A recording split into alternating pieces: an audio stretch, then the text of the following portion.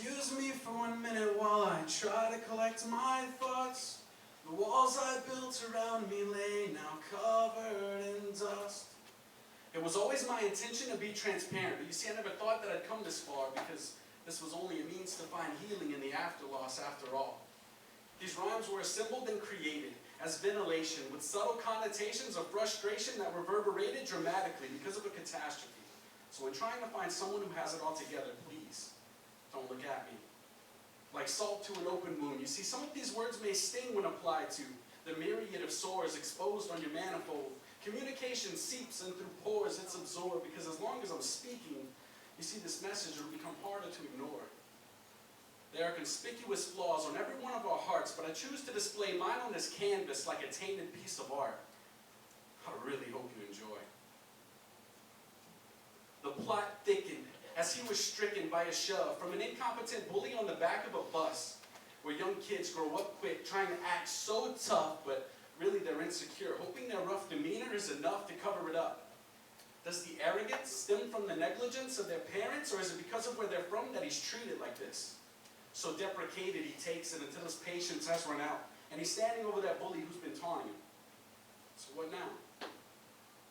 Look, I'm not condoning the violence. I'm just trying to state what I would consider to be the obvious problem. Imagine, it's your daughter, your son, getting picked on by some moron who's got a point to prove by being the center of attention in front of a classroom. It doesn't stop there. You see instigators come in all shapes and sizes. Some of them stand behind pulpits, and others are easier to recognize as victimizers.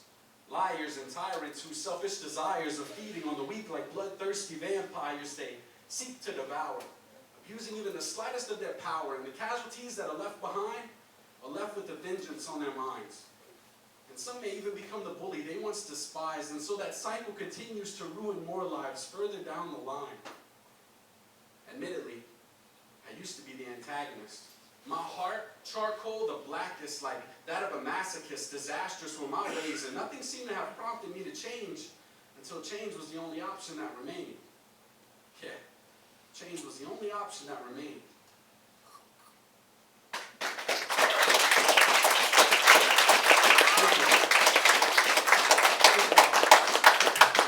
Once again, man, thank you so much for having me. I said this like a few months ago, this is where I cut my teeth.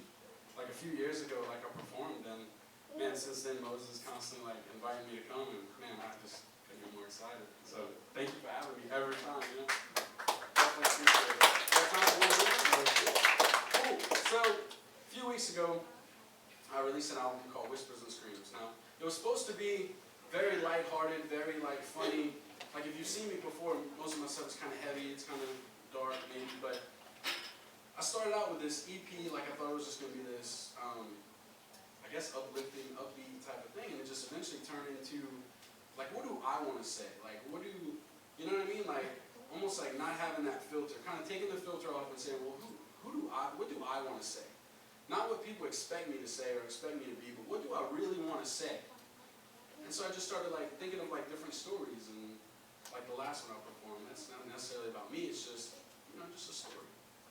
Much like the next one. And so this one is called Starving for the Spotlight. She said, I want to reach for the stars.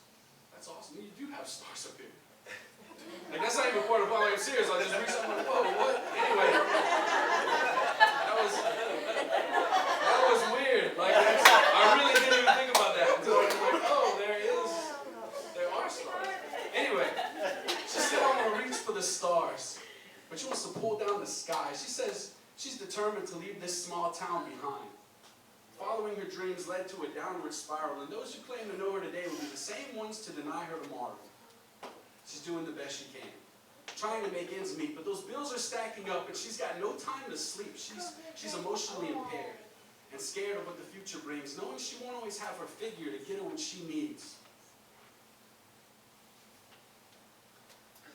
Bodies photoshopped and cropped to fit into the cracks of the consumer's imagination, but you, no girl, you were made for something greater. You're just not sure how to escape this. Those little white lies that you disguise as alibis penetrate deep beneath the surface and into your carnal mind, give you a reason to believe there's nothing else you can achieve without the help of those who exploit your innocence for their own greed. fame comes at a price, but how much of yourself can you sell before there's nothing left to buy?